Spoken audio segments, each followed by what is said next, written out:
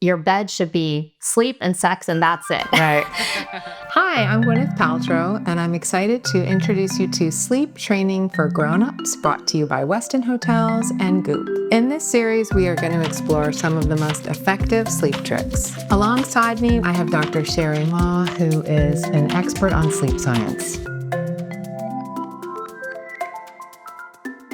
It's nice to be here, excited to talk with you about sleep. I am a sleep physician and I'm also a research scientist. I have a specialization in optimizing sleep and maximizing performance with elite athletes and sports organizations. Dr. Mah, it's so nice to be sitting here with you talking about sleep, which is one of my favorite subjects. There's this cultural belief that it is a badge of honor to not need sufficient sleep to be at your best. But what I want to share with you today is that is not true. And really, it's those that are leveraging the power of optimal sleep that are able to live the happiest, longest life and to be their best. I think the tides are turning, and I think there are more individuals that respect sleep and really recognize how powerful and transformative sleep can be. What's fascinating with at least my work is showing how you can actually optimize sleep and performance outcomes. What are some things that I can do to optimize that or to get back to how I used to sleep? Or should I just forget it?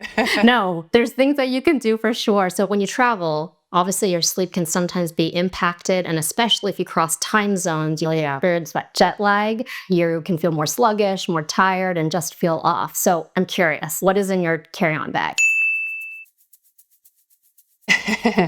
Well, I've been traveling for many, many years. I feel like I've got it down to a pretty fine art. So key items for me are sleep mask, earplugs. Yeah, I'm very sensitive to sound. I always take lipospheric vitamin C's, and I travel with a book. I pack everything in a travel sleep kit, so it's easy to grab for any sleep tool that I need. You want any sleep environment to be dark, quiet, cool, comfortable, and consistent. Eye mask, noise-canceling headphones, earplugs, light-blocking stickers. You can quickly peel them off and put them onto any device light. Your kit is way more sophisticated and comprehensive than mine. A racing mind, I think, is incredibly common, and so having strategies to manage that, I think, is essential. One tool that I always keep in here is a sleep journal. So I developed one that has a daily practice for you to journal and to write a to-do list. So what is the ideal room temperature for sleep? 60 to 67 degrees has been studied. 60, that's cold. It's really cold, but cooler is better for consolidated sleep. Another strategy that is really essential is to have a regular wind-down routine before bed. Right. And I think you're quite good with this. I have my whole routine. But that's so critical. Your brain and your body learns to anticipate these triggers so that you're actually going to set yourself up for better sleep at night. I'm very interested in the sleep journaling to-do list because sometimes I do have a bit of a racing mind. So ideally, your wind-down routine is outside of bed, so your brain doesn't start to associate being in bed with a to-do list. With a to-do list or thinking about work. Your bed should be sleep and sex, and that's it. Right.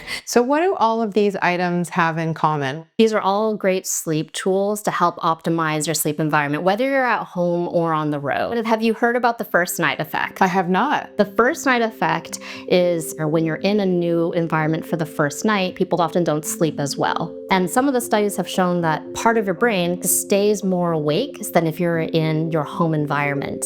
It's thought to be partly as a protective mechanism to monitor your surroundings. So interesting. When I'm traveling and staying in a hotel, I always want to make sure that they're paying extra special attention to the comfort of the bed and the sheets and the pillows. Your sleep surface can definitely make a difference. And if you're someone who does travel frequently, it is a smart strategy to stay at a place where you can have a reliable and familiar environment. Yeah, and it makes such a big difference when you crawl into your bed, especially if you're on the road and it's like sensorily a great experience and you feel really comfortable. I think it mentally sets you up to know you're going to have a great night's sleep. Exactly. So is this wind down ritual, is that the biggest factor in getting a good night's sleep? Your wind down routine is one of the important factors for quality sleep, but it also matters what you do in the day and making sleep smart choices from the minute you wake up in the morning time. And nutrition can also play a role in your sleep.